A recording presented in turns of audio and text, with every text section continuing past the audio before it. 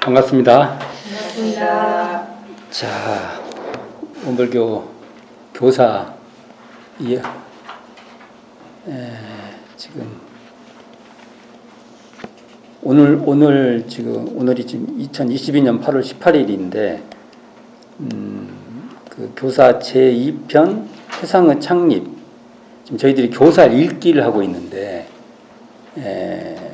교사 제2편 세상의 창립 제4장 끼쳐주신 법 등 이 제목 항상 잘 봐야 된다고 제가 말씀드렸어요.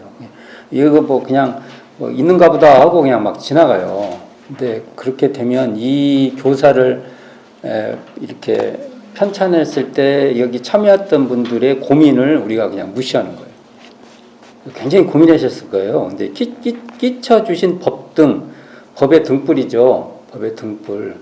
근데 뭔가 이렇게 우리에게 법의 등불이 우리에게 어떤 영향을 주려고 한다는 거잖아요. 이 부분, 제4장 이 부분이 소타산 대종사의 10상 중에서 계미열반상에 해당합니다. 그래서 우리가 소타산 대종사 상탑에 가면 이렇게 쭉 구조가 있잖아요, 뒤에. 근데 그 중에 하나가 복례제법상에 보면 대종사님 이렇게 삭발머리 돼 있잖아요. 근데 대종사님 그게 삭발머리 아니에요. 상투 트시고 정자관이라고 이렇게 외출하면 이렇게 가 쓰시고 한. 그래서 제가 전에 한번 변산전 책을 낼 때 표지에 대종사님 이렇게 삭가 이렇게 씌웠더니 막 저한테 대종사님을 한복 이렇게 왜 그걸 그랬냐고, 이제 뭔가 이렇게 제가 이제 사실관계하고 다르게 훼손을 했다고 막 왔는데, 사실 그렇지 않아요. 그 대종사님이 사실은 지금 부조되어 있는 걸 바꿔야 돼요. 새로 그림을 그린다든지 뭐 할 때는 익산 총부를 건설하시면서 삭발하신 거예요. 근데 이 삭발은 오해하는데 불교의 출가 의미의 삭발이 아니에요. 또 이것도 오해, 이제 그렇게 뭐 대종사님이 마치 출가한 것 같이 이렇게 삭발 개념으로 그걸 이해하는데, 그때 당대의 그러니까 일제감정기에 지식인들이 새로운 무언가를 하기 위해서는 삭발을 하셨어요. 그러니까 보면은 삭발을 하시는데 양복 입고 삭발을 하신다든지, 뭐 근대 문물을 수용하는데 삭발하시고 막 이런 거예요. 그러니까 대종사님도 이것은 새로운 무언가 새로운 것을 하는 의미에서의 삭발이었을 거라고 봐요. 그래서 불교적 출가 의미의 삭발로 그걸 이해하면 안 돼요. 근데 그것도 그냥 막 불교가 막 출가해가지고 막 모든 걸 우리가 있잖아요. 출가할 때 불교적 의미 있잖아요. 그런 의미로 이해하면 익산총부를 이해할 수가 없어요. 그렇죠, 이게. 그래서 총부 건설을 맞이해서 대종사님이 삭발하신 거예요. 머리를 이렇게 상투머리에서 머리를 자르셨는데, 그 의미는 말 그대로 개벽, 갑자년에 이 물질이 개벽되니 정신을 개벽하자는 걸 이제 공식적으로 하신 겁니다. 우리 개교 동기에 분명히 나오죠. 그것을 이제 전에는 이제 전을 비공식이라고 합시다. 비공식이라. 근데 이제는 뭔가 이렇게 세상에 공표해서 제도적으로 하신 거예요. 총부건설이. 그때 삭발하신 건데, 그 기간이 이제 지금까지 저희들이 익산 총부를 중심으로 한 대종사님 역사를 쭉 봤잖아요. 읽어왔어요. 지금까지 읽어왔어요. 근데 여기서는 끼쳐주신 법 등 4장에서는 이게 계미열반상이면 대종사님께서 이제 열반, 그러니까 이 색신, 육신을 갖고 있는 활동을 이제 마무리하는 과정이에요. 근데 계미열반상은 사실은 포괄적으로 얘기를 하면 그냥 이미지적으로 이야기하면 대종사님께서 우리에게 선물을 주시고 떠나신 거예요. 그러니까 이게 이런 제목에 고민을 한 거예요. 우리에게 뭔가 끼쳐주신 법의 등불이죠. 법의 등불.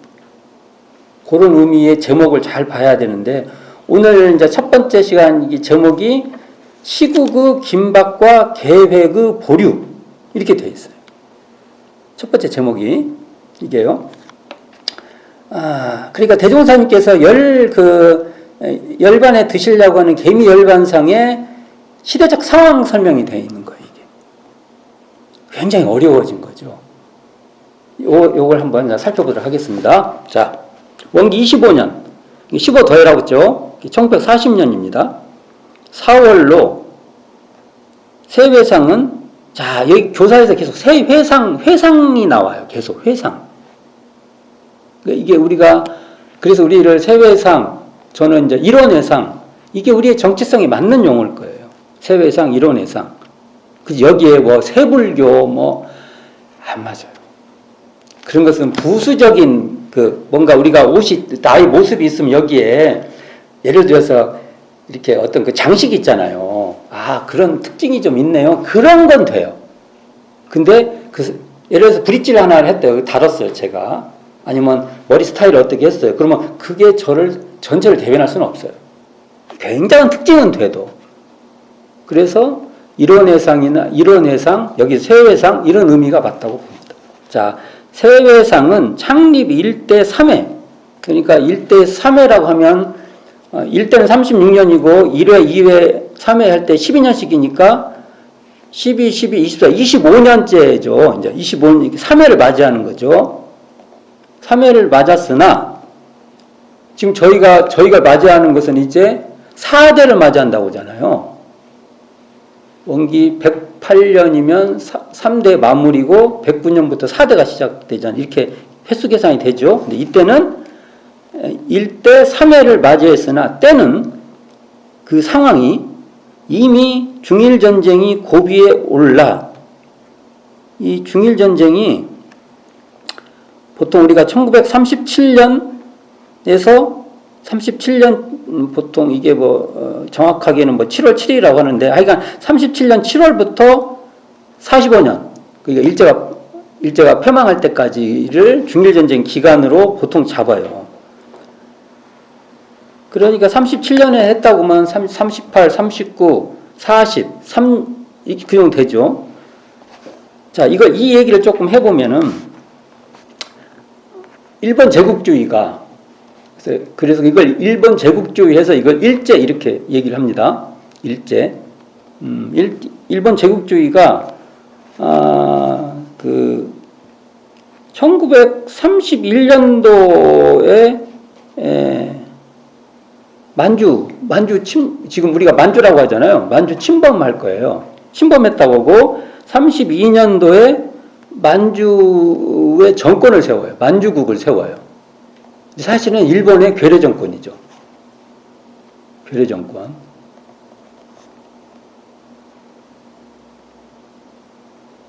그 과정을 겪다가 1941년도에 일제가 진주만 공습, 진주만 침범이죠. 우리가 지금 잘 알고 있잖아요. 영화도 나오고 막 그잖아요. 진주 하고 있는데 이걸 이때부터 진주만 공습부터 태평양 전쟁이 시작됐다고 합니다.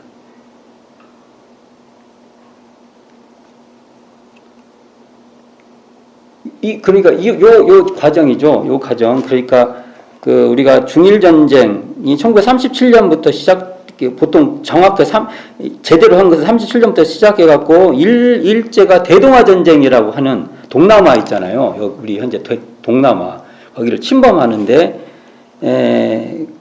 그러면서 이제 진주만 공습을 하면서 이것을 일본에서 대동아 전쟁이라고 하지만 보통은 태평양 전쟁이라고 합니다.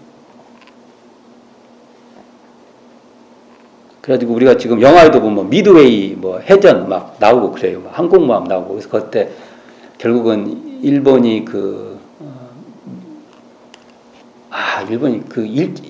일제가 위세당당했죠. 그러다가 암호를 미국이 해독해서 어쩌다 저쩌다 이런 얘기들이 있어요. 갖고 결국 이때 일제가 이제 쉽게 말하면 패전하는 거죠. 이 과정이 있는데 제가 왜 이런 얘기를 쭉 했냐면 만주 침범하고 동남아 침범하고 진주만 공습하고 이런 과정, 그러니까 이 일대가 태평양이죠. 대충 그 태평양 전쟁이 바로 2차 세계대전의 일부예요. 이 과정에 지금 대종사님이 계신 거예요. 자, 요걸 좀 이해하자는 거예요. 요 상황을 이해하지 않으면 모든 이해가 안 돼요. 자, 중일전쟁이 고비에 올라 일경의 일본 경찰이죠. 일본 제국주의 경찰 일경의 주목과 간섭은 날로 심하고 대종사 또한 스스로 오래 머무르시기 어려움을 짐작하시어 그동안 뜻해오신 몇 가지 계획사업을 추진해 보시었으나 일본 제국주의의 그 정부죠. 일정의 방해로 다 좌절되는 가운데 갈수록 조심스러운 나날을 지내시게 되었다. 정말 이 과정이 최소 여기 보면 중일전쟁에서 1937년을 이해할 필요가 있습니다. 교단사를 이해할 때 1937년을 가지고 한번 이렇게 선을 긋는 거예요. 이렇게 1937년 이전과 37년 이후에 그러니까 이 중일전쟁이 막 발발하고 한 이후에 정책이 달라지는 겁니다.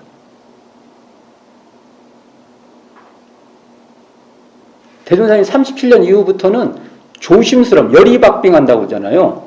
얇은 얼음 밟듯이 조심스럽게 하게 됩니다. 그래서 원불교 예를 들면 대종사님께서 초창기부터 익산총부 건설 때부터 고유한 성격 있죠. 뭔가 기념일, 모든 정책 등에서 고유한 것들을 1937년 이후에 유보해요. 잠시 보류. 이런 정책을 하고 이제 이때부터 1937년 이후부터 불교적 색깔을 앞에다가 진하게 칠해요. 자, 이게 참 고민입니다. 그러면 1937년 이후에 들어온 제자들은 그 색깔을 이해하는 거예요. 소태산 대종사님의 전체를 이해하는 게 아니라. 그랬을 때 불교 색깔을 진하게 칠한 것을 방편으로 볼 것인지 소태산 대종사의 근본적인 태도를 볼 것인지 우리는 항상 토론해야 돼요. 그럴 수밖에 없습니다.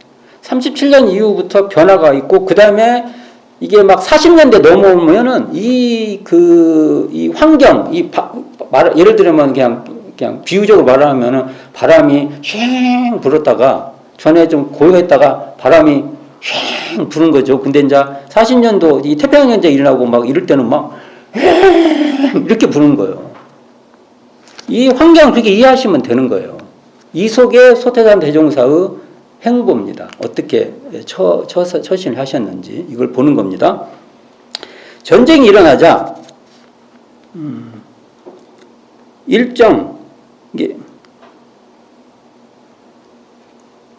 그러니까 일정이라고 하면은 그거죠. 저희들이 지금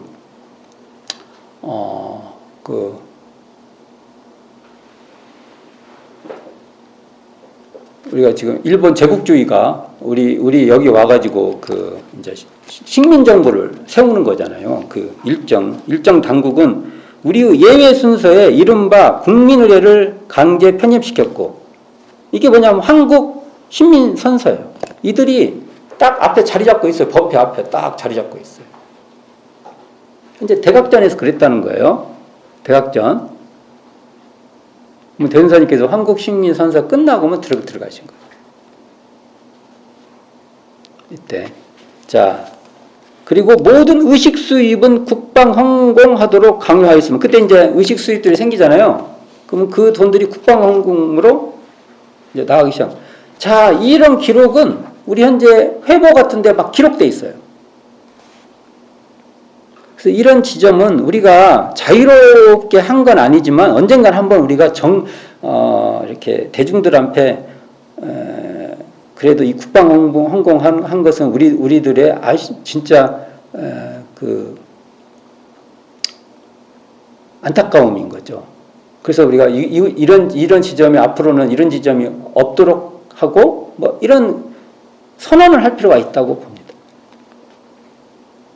형사를 파견하여 대종사와 교단을 감시하고 일거수일투족을 여기서 형사를 파견했다는 건 지금 그거잖아요. 우리 현재 청하원 총국 가보면 첫 번째 안내실 지나가서 딱 보이는 건물이 청하원이에요. 이공주 선지님의 사가, 거기를 대종사님의 응접실, 그 가운데 가보면 이렇게 들어가 보면은 응접실 있어요.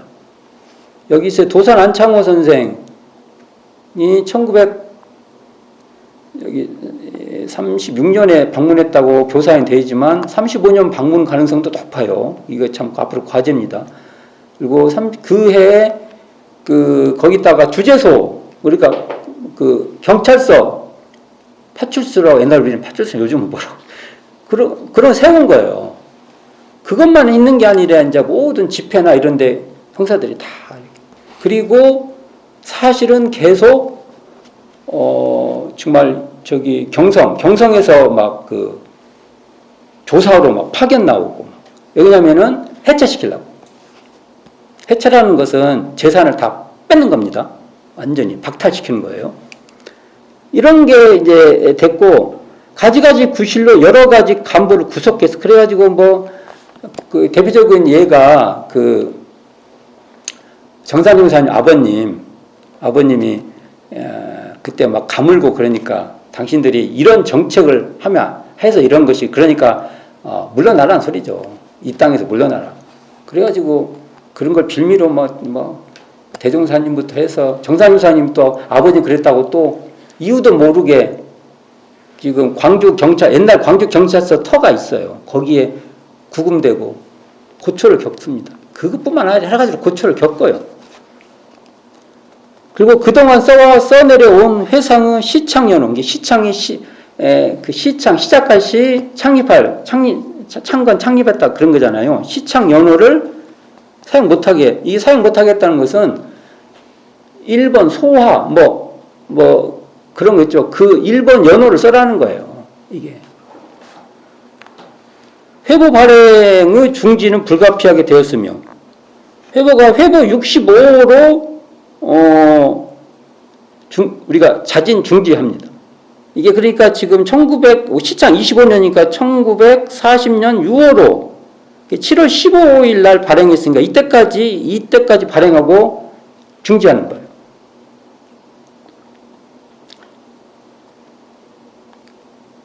이게 뭘 이렇게 해보려고 전에 뭔가 시도했고 해왔던 것을 다 중지하고 그들의 감시 속에 있고 그러는 거예요. 그리고 왜곡되고 막 이런 상황입니다.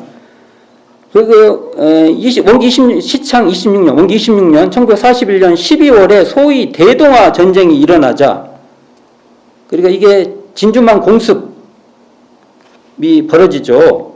이거 이제 태평양 전쟁 반발인데, 이듬해 그거 일어나면, 자, 생각을 해보세요. 일본이 중국을 침범해서 만주국 괴뢰 정권 세우고 난징 사건이 벌어져요. 우리가 지금 난징 사건이라고 듣잖아요.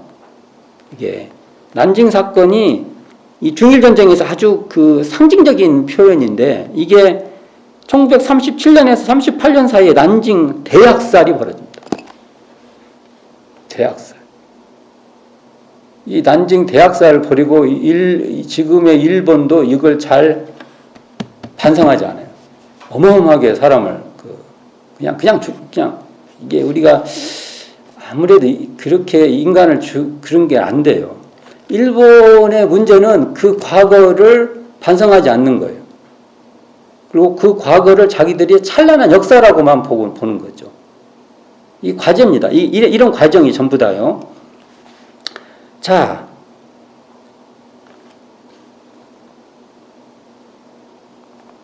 그러니까 중일전쟁을 거쳐서 지금 대동아전쟁이라고도 하고 태평양 전쟁이라고 하는, 이게 중일전쟁에서 중국 했다가 동남아로 이 전쟁의 영역을 넘겼다가 넓혔다가 이제 저기 진주만, 그러니까 태평양까지 전쟁 영역이 더 넓어지잖아요. 이렇게 되면, 자, 잘 생각해 보세요. 지금 우리 이 한반도, 여기는 어떻게 되겠어요? 전쟁의 동원체제 다 되겠죠. 그러니까 옛날에 어른들이 그 말 하잖아요. 녹그릇도 녹그릇 먹어 다. 심지어 이제 징용, 일본 군인으로 된, 또는 거기 전쟁을 하면 또 여러 가지 해야 하잖아요. 군함도 같은 경우도 거기 가갖고 석탄이 왜 필요하겠어요? 다 전쟁과 관련된 것이겠죠. 이런 게 다 관여될 때입니다. 그러니까 뭐라고 해야 돼? 이 모든 것은 다. 그래서 저희 이렇게 제가 학교 다닐 때만 해도 어른들에게 여쭤보면 그 당대 어릴 때 총구에 사셨던 분을 보면은 배고파서 못 살았다. 가장 배고픈 시기였다. 그 큰 솥에다가 쌀이 둥둥 떠다녔어. 이렇게 팍팍팍 끓으면은 우리 허영 국물 나오죠. 그런 거 이렇게 그렇게 참. 그리고 왜 그러냐면은 다 뺏기는 거예요. 우리만 뺏기는 게 아니라 다 뺏기는 거예요. 그래가지고 저기 지금 옛날에 익산 총부가 농사지었던 터가 지금 어양교당 일대에 농사짓는 곳이 있었어요. 그럼 거기서 이렇게 오다 보면은 오는 길목이 있어요. 거기에 딱 지키고 있는 거예요. 그러니까 막 새벽 2, 3시에 몰래 조금씩 가져오는 거예요. 그래갖고 또 갖다 숨겨놓고 그거라도 끓여서 이렇게 먹어야 되니까 그런 시절이 있었다. 이것은 익산 총무만 그런 게 아니고 참 되는 것이죠. 그래가지고 이듬해 3월에는 임시보안령이라는 것을 발표하여 결사 존속계, 그러니까 어떤 모임, 우리로 말하면 집회를 하려면 집회를 계속 해도 좋은지에 대한 신고서, 거기서 허가가 나와야 되는 거예요. 이게 지금 결사 존속계예요. 를 제출케 한 후 교당의 신설에 은연중 제약을 가하고 이때는 이제 교당을 새로 만든다든지 교화를 한다든지 이게 거의 불가능했던 시절이죠. 불교연맹이라는 1인 승려 주동단체에 참여시켜 이게 지금 방문사 복취회 이런데 가입을 시켜요. 방문사가 뭐냐면 서울에 가면은 지금 신라호텔 자리에 옛날에 일제 방문사가 있었어요. 방문사가 뭐냐면 2등 방문을 기리는 자리예요. 2등 방문 누군지 아죠? 이토 히로부미. 시국 행사에 자주 동원케 하였으며 동하성기, 이게 동선 하선 정기훈련이죠. 예외 횟수를 감축시켜. 그래서 동하성기도 우리가 보통 3개월씩 했는데 이거 못하니까 단축해서 단기선을 하게 된 거예요. 예외도 이렇게 제대로 못 보게 하고 일어 보급과 근로작업이라니까 이때 보니까 막 그때 우리가 잘 알고 있을 때도 정신대 이렇게 끌려가고 그러셨잖아요. 그러니까 이게 참 그래서 여기 익산총부 중앙총부에서도 황정신행님이 운영했던 서울의 동대문 부인병원에 이렇게 취직이 아니라 일하게 해가지고 이제 일하는 사람이다. 근로 이렇게 이제 해서 그걸 이렇게 모면하기도 하고 남자들은 산업대다고 해가지고 주산종사님 송도성 님이 그때 영원한 청년이시거든요. 교단에 그때 당대 청년들이 이렇게 따랐던 그런 근데 이분 중심으로 산업대라는 걸 조직해갖고 우리가 알고 있고 지금 저기 원광대학 보면 봉황각 있죠? 그가 이렇게 호수죠? 거기서 갈탄 옛날에 이렇게 땅을 파면은 석탄이 안 되고 이제 석탄보다 질이 확 떨어지는 거죠. 그런 것도 다 이렇게 연료다 해가지고 그런 걸 캐내고 캐면 뭐였어요?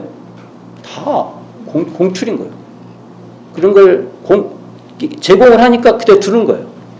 이런 시대에 살았던 거예요. 이게 덜어는 교당은 그들의 소위 연성도장, 일제를 찬양하고 우리가 거기에 막 합력하고 막 이런 거 있잖아요.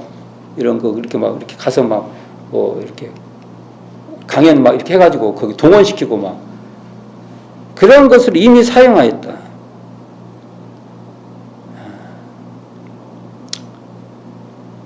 제가 이걸 읽을 때 한 가지는 일제의 만행에 대해서 규탄도 하지만 한편으로는 혹시 우리가 이런 와중에도 일제에 너무 부역하는 선을 넘은 지점은 없는가도 우리 반성이 필요해요. 제가 이렇게 말하면 또 왜 또 그런 말을 하냐 그럴 수 있어요. 그러나 이건 왜냐면 역사라는 것은 향후 또 이런 일이 우리가 왔을 때 어디까지가 우리가 열이박빙해서 조심해야 될 것이고 넘어서면 안 되는 지점은 어디가 있는가 우리는 이런 지점을 구체적인 자료를 가지고 논의할 필요가 있다. 그리고 혹여 넘어섰다고 생각되는 걸 우리 스스로 판단했을 때 조금 더 이렇게 안 해도 됐는데 넘어선 점이 있다 하면은 지금 반성하는 겁니다. 그 시대가 아무리 지나도 그건 우리가 책임지는 거예요. 이런 게 필요합니다. 자, 이 상황이 이렇게 어려워요. 지금까지 읽은 것이 대종사님께서 우리가 보통 개미열반상이라 우리가 개미열반상 하면은 여러분 개미열반상 하면은 아무것도 없잖아요. 이게 지금 겨울인지 꽃이 활짝 피어 있는 그 봄인지 개미열반상 이때는 이렇게 쌩쌩 추운 겨울이었어요. 시대적 겨울이었다고. 시대적 겨울. 이런 지점을 전제하고 개미열반상을 바라봐야 돼요. 자, 이럴 때 이러한 가운데서도 이런 속에서도 대종사께서는 의연하신 태도로 의연하다 오잖아요. 그들을 대처하시고 소극적 협력으로 이 표현인데 소극적 협력이라는 게 저는 이걸 다른 말로 하면은 되치기라고 합니다. 요즘 씨름의 여왕 같은 거 재밌게 보고 있는데 보면은 힘이 들어오면은 쓱 되치기 하죠. 씨름에서 그 힘을 그대로 이용해서 소극적 협력으로 그들을 무마시키다가 이 대표적인 예가 심정개발진흥회였어요. 일제의 정책이었어요. 심정개발진흥회. 새마을운동 같은 경우도 그런 내용 중 하나였어요. 그때도 새마을운동이 일제시대 때도 그 말이 있었죠. 그게 어찌 보면은 그런 것이 모티브가 돼서 우리의 새마을운동도 있다고 볼 수가 있습니다. 이것을 대종사님께서 성품개발, 우리 본성 개발로 그것을 그리고 그 본성에 근원한 사막 수행을 해야 한다는 것으로 돌려요. 그리고 어찌 보면 그걸 그 심정개발운동을 이렇게 받아갖고 쓱 되치기 하시는. 또 하나는 이게 이제 1940년대 창씨개명 막 있었어요. 창씨개명 안 하면 그 당대 창씨개명을 안 하면은 쉽게 말하면 주민등록증이 안 되는 지금으로 말하면 주민등록증이 안 되는 거죠. 일체 활동이 안 돼요. 그러니까 대종사님께서 이 창씨개명을 쓱 받아들이는 것 하면서 일원시로 다 바꿔버려요. 당신 일원 증사다 이런 식으로 이것도 저는 대칙이라고 봅니다.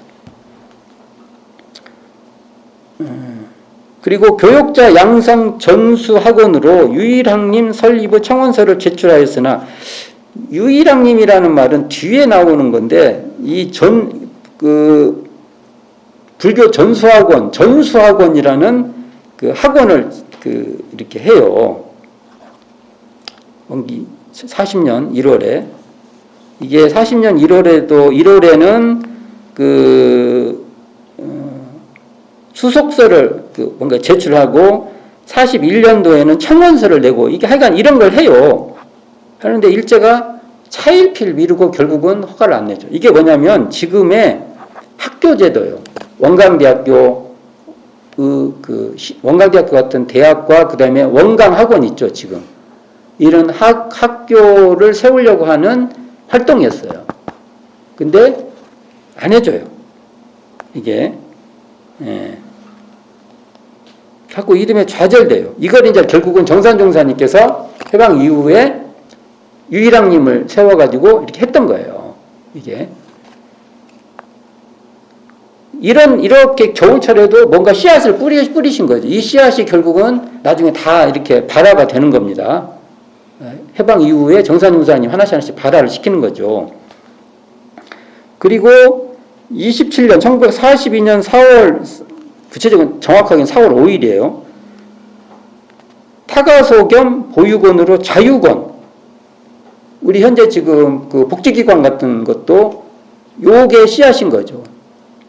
그 대행사님께서 이때 1942년 4월 5일 날에 예외 설법에 이거는 자유권 설립 취지에 대한 설교를 하셨어요. 이 내용이 지금 남아 있어요.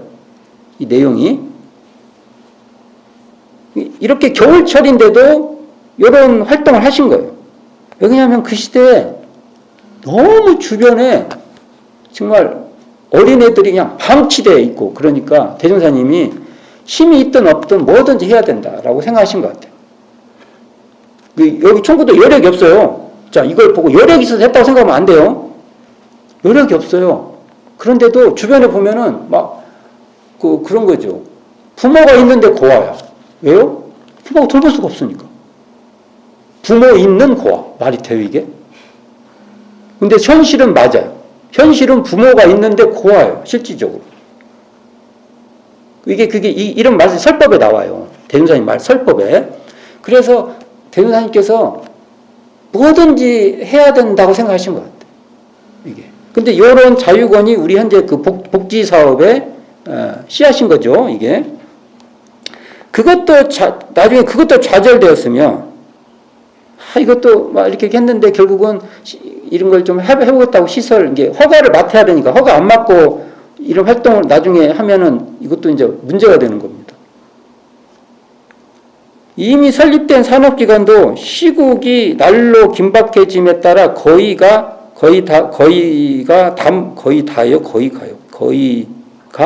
담보 또는 중단 상태를 면치 못했다. 자, 이걸 봅시다. 정부의 산업부가 완전히 활성화돼서 전 시간에 불연 마크까지 이렇게 상표까지 달아갖고 막 했다고 하잖아요. 지금 원광대학교, 지금은 디지털대학교, 원광 디지털대학교에 있는 자리, 저희는 음악관이라고 알고, 저희 학교 다닐 때는 음악관, 경영대, 이렇게 알고 있는데, 지금 로스쿨이 있는데 온실도 있고 그랬다고 지금 하잖아요. 지금 원광대학교 로스쿨 쪽에 가면, 옛날에 여기에 산업부에 온실이 있었다. 이런 걸 알면은 풍요롭습니다. 근데, 이런 상황이 되다 보니까 거기 산업부가 많이 컸는데 갑자기 이제 이게 여러 가지로 문제가 생기고 막 날씨도 안 좋아지고 그때 당시에 말도 있었어요. 말 있으면 운반도 하고 막 그래야 되는데 말도 갑자기 죽고 이렇게 되니까 산업부의 활동이 이제 지금 말하면 수입 지출이 안 맞는 거예요. 이때 대종사님께서 나중에는 이것을 회의를 합니다. 대종사님께서 대폭 축소를 시켜요. 그리고 거기는 이제 그 자리가 지금 쉽게 말하면 대종사님께서 그 자리에 이렇게 교육기관을 세우시려고 그것을 연구실터라고 해서 구입했던 땅이에요. 저기 배산에 가면은 연일정시인가? 배산이? 정시들. 그 정시들 땅이었어요, 저기. 이 일대 정시들 땅이 수두룩했죠.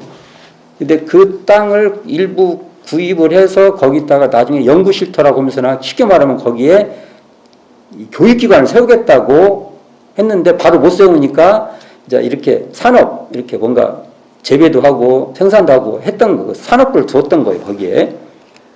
근데 여기 재밌는 건 대종사님, 이 어려운 시대에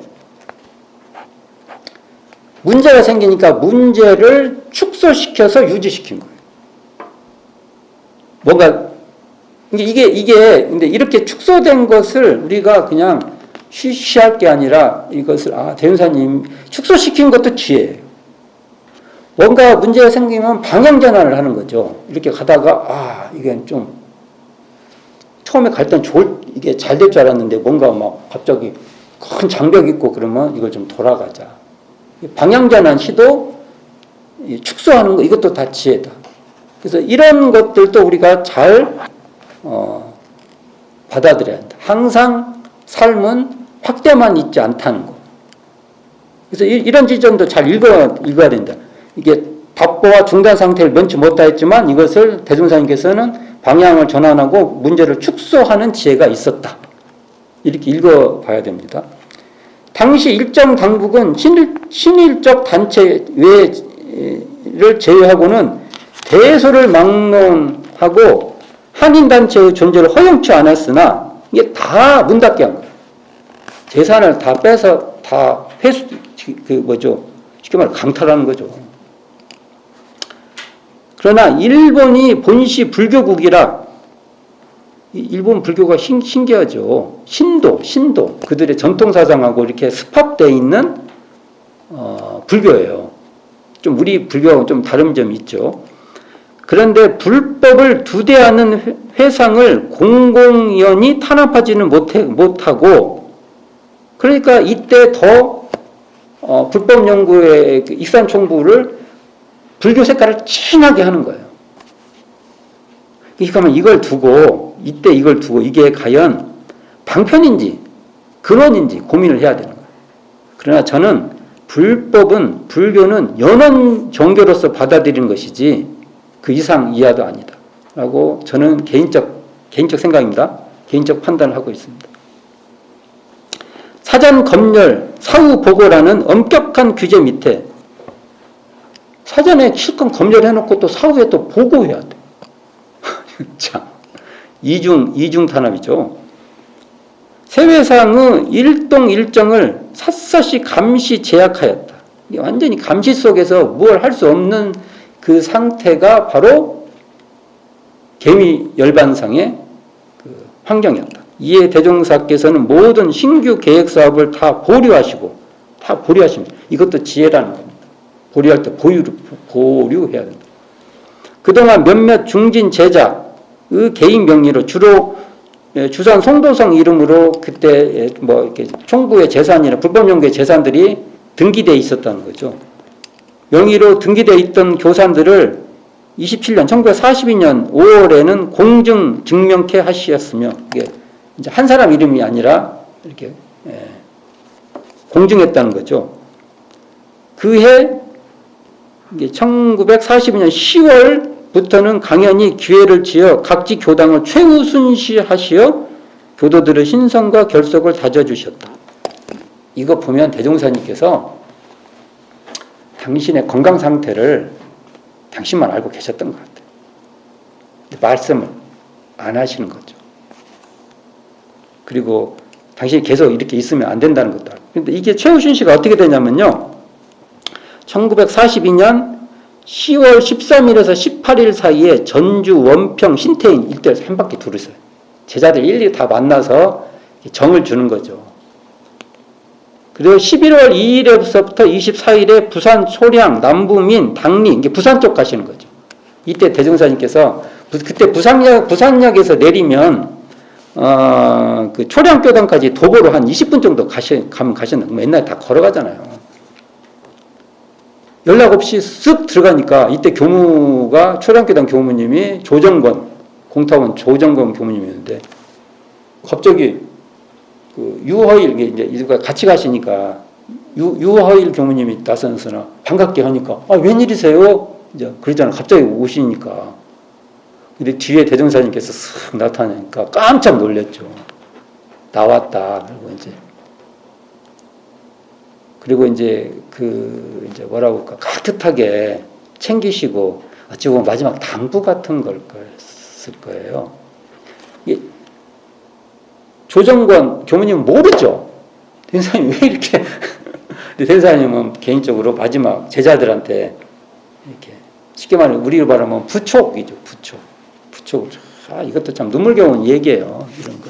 그리고 제자들이 그 과정을 겪고 나서 대종사님 열반하시고 나중에 6.1대제 때 하면 얼마나 눈물이 날 것 같아. 나도 울 것 같아. 하염없이 우는 거예요. 이 과정이 있으니까 우는 거예요. 이게 눈물이 그냥 앞을 가리는 겁니다. 그리고 나서 그 다음 해에 3월 29일에서부터 4월 11일 사이에 개성 있죠. 경성. 그때 개성에 어느 교무님 계셨지? 개성에 그때. 그러니까 개성에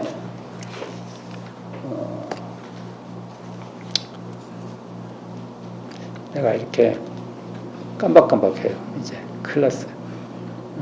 김영신 계시든지 아니면 이경순 두 분 중 한 분인데 이게 헷갈리네요. 하여간 그런다 합시다. 이분들한테 이렇게 다 당부를 하신 거예요. 어린 제자들이죠. 대부분 그분들이 어린 제자예요. 어린 제자. 자, 오늘 지금 이 시국의 긴박과 계획의 보류 이 지점을 살펴봤어요. 근데 제가 왜 이런 얘기를 하냐면 개미열반상이라고 할 때 이 지점을 이렇게 이렇게 전제해놓고 대종사님의 개미열반상 과정을 봐야 돼요. 안 그러면 어떤 식으로 보냐면 대종사님은 내 앞에 유리창이 이렇게 쳐져 있어요. 유리창이 있어요. 건물 안에서 유리창이 있어요. 근데 바깥에 눈이 내려서 너무 이뻐. 목가적이야. 바람도 시는데 그 바람이 불어서 눈이 막 너무 휘황찬. 거기 바깥에 있는 사람은 그게 정말 생존의 문제였던 겁니다. 근데 바깥에서 우리가 야 너무 멋있어. 목가적인 풍경으로 봐요. 혹시 우리는 개미열반상의 대종사님의 그 과정을 그렇게 보고 있지 않는가? 관점론을 얘기하는 거예요. 관점을. 그래서 여기에 이제 교사상에 이 내용의 안에 내용이 얼마나 많겠습니까? 근데 이걸 다 할 수는 없고 이렇게 짤막짤막하게 과정들 설명해 놨어요. 이 구체적인 내용은 향후에 좀 더 많이 이렇게 아시면 더 좋으나 흐름은 이렇게 파악하시면 좋겠다.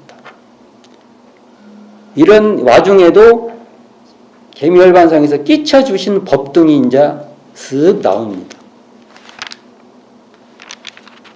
그것을 우리가 차근차근 알아가는 과정을 밟도록 하겠습니다. 오늘은 이 내용들, 이 과정들을 항상 염두에 두시고 개미열반상을 바라보시기를 바랍니다. 이런 와중에 나중에 정전편찬이 이루어지는 거예요.